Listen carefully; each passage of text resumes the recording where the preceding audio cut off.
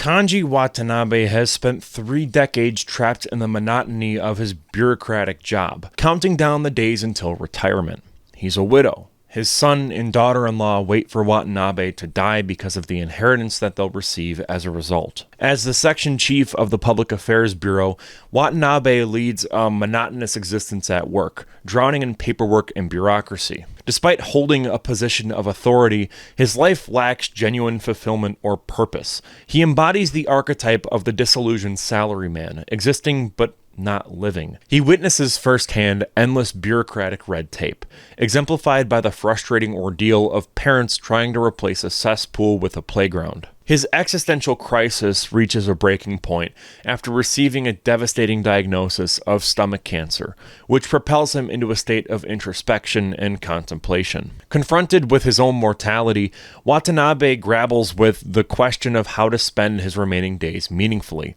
His journey becomes a quest for redemption, an attempt to find purpose in the face of impending death. Central to his transformation is his encounter with Toyo, a young woman who represents the antithesis of his stagnant existence. Through her exuberance and zest for life, Watanabe discovers a newfound appreciation for the simple joys and pleasures that he has long neglected. Her unwavering optimism and resilience serve as a catalyst for Watanabe's awakening, igniting within him a desire to break free from the shackles of conformity and embrace life in its fullest capacity. Inspired, he discovers a newfound purpose. Refusing to succumb to despair, Watanabe returns to work with renewed vigor, championing the cause of the playground despite opposition and bureaucratic hurdles. Watanabe's final moments are then shown as he's sitting on the swing in the park that he fought so hard for. He sings softly as the snow falls. His transformation shocks his former colleagues, who gather at his wake after the playground's inauguration, reflecting on his remarkable change. They slowly realize that Watanabe, aware of his impending death, had embraced life's fleeting beauty. Ikiru, or as it's known by its English title, To Live, is the 14th film by Akira Kurosawa.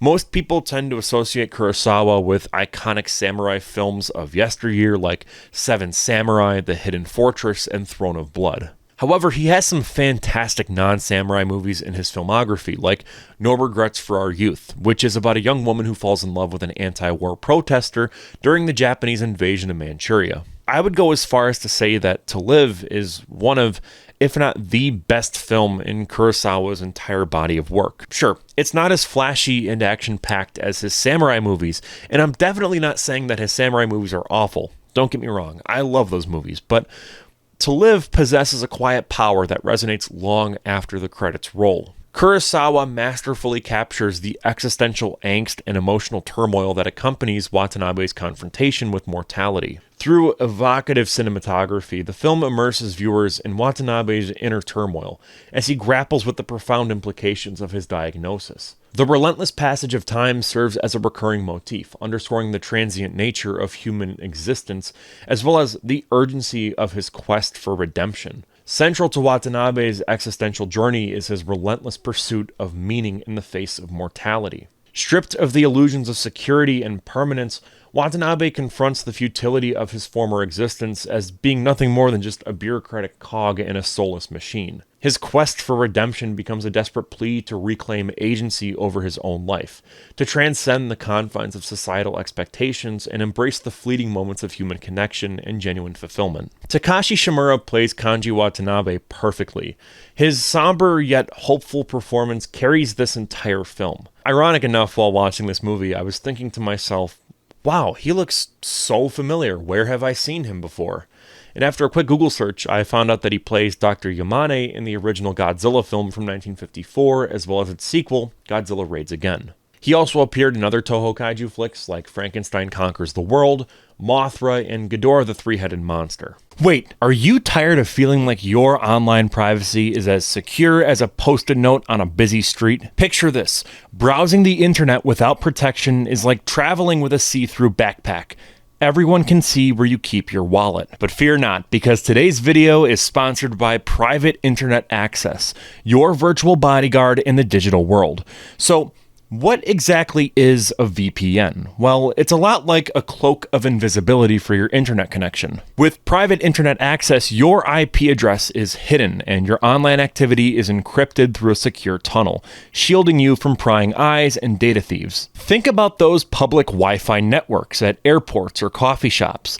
They're a goldmine for hackers lurking in the shadows, ready to snatch your personal data quicker than you can say password 123. But with private internet access, your data stays safe and sound, even on sketchy networks. Their world-class server infrastructure encrypts your connection, making your information as bulletproof as Godzilla. And here's the kicker. Have you ever missed out on binge watching your favorite shows because of regional restrictions? With private internet access, you can wave goodbye to geo-blocks and say hello to unlimited content from around the globe. From streaming services to online deals, private internet access lets you access it all with just a click of a button. And with support for all major platforms, you can protect every device in your household or workspace. And did I forget to mention their commitment to privacy? With over 30 million downloads, private internet access is the most transparent VPN provider out there. They never log your data, and their no logs policy has stood the test of time. Plus, signing up for private internet access is risk-free with their 30-day money-back guarantee and 24/7 customer support at your fingertips. Speaking from personal experience, this is the best VPN that I've ever used. So why wait? Protect your digital life today with private internet access. You can use my referral code www.piavpn.com/firewood to get 83% off private internet access with 4 months free. You heard that right. 4 months free. Remember, when it comes to your privacy, don't leave it to chance. Choose private internet access. To live challenges conventional notions of mortality. It isn't about the afterlife or anything, but rather about doing the best you can to change the physical world around you. When I was a kid, I used to go to this summer camp up in northern Wisconsin every year.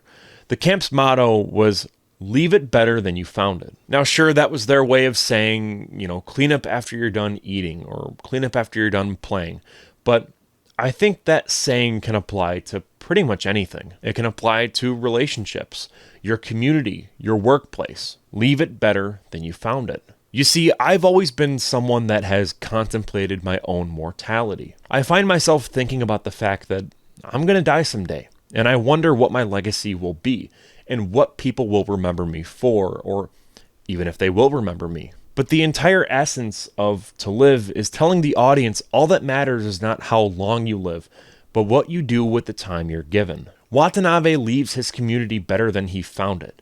He helped turn a cesspool into a playground for children that will likely be used for years, decades, maybe even generations, long after he's gone. His decision to build a playground for local children becomes a symbolic gesture of defiance against the specter of death, a true showcase of the power of the human spirit in the face of adversity.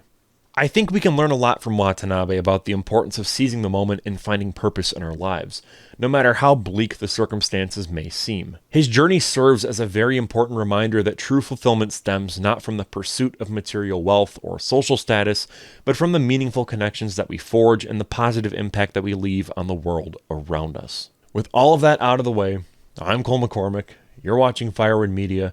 Feel free to check out some of our other videos on this channel. We have some original films as well as video essays just like these. Consider becoming a member to support the channel. For just $1.99 a month, you'll receive member shoutouts and your name featured as an executive producer in all of our film projects. There's also going to be member-only videos as well as exclusive behind-the-scenes content that you won't find anywhere else. Plus, enjoy exclusive production updates and photos straight from the heart of Firewood Media. You don't have to if you don't want to. It's just an extra perk for anyone that wants to support the channel while also getting to see some unique content. Either way, thank you so much for watching, and I'll see you in the next one.